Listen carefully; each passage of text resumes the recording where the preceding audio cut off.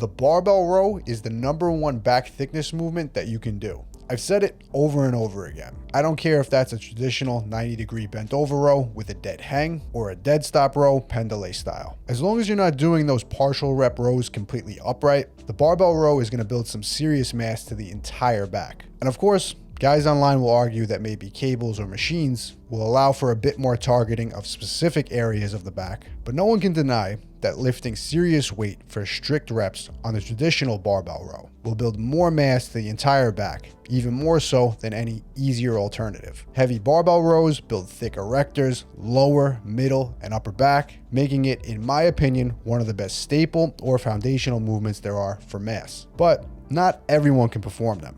Some people have mobility issues. Some people have previous injuries that make getting into the bent over position uncomfortable. And from what I've seen, some people just fear doing this movement out of risk for potential injury. First, let me tell you, if you can perform this movement and your goal is to build the biggest, strongest back you possibly can, you do not want to skip this exercise. And if you have a previous injury that needs to be addressed, you should first work on getting healthy and then getting back to these traditional movements. But if for some reason you can't perform them right now, the next best alternative would be to perform your rows on an incline bench. I've done these both with barbells and with dumbbells. Each have their own unique pros and cons, but together, the main benefit of this variation is in fact the incline variation. This takes all of the tension off the lower back, as the pad keeps the torso upright, and the movement pattern is essentially the same as the barbell row. But because of the angle, you're likely to target the upper back and the lower traps a bit more. And now the middle and lower back are almost completely taken out of this movement. So if you're also looking for an upper back specific variation to the barbell row, you can take advantage of the chest support on this movement,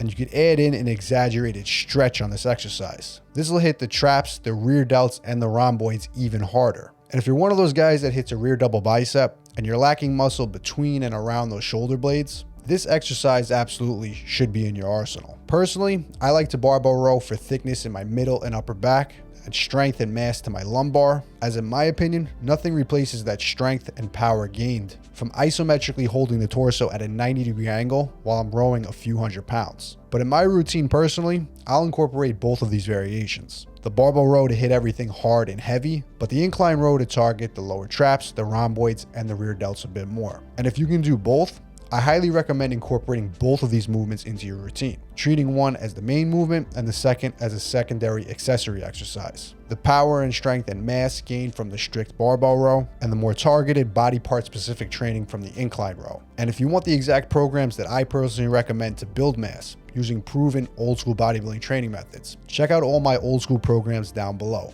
And as always, if you guys want to see more of the best original bodybuilding content just like this, make sure to hit subscribe.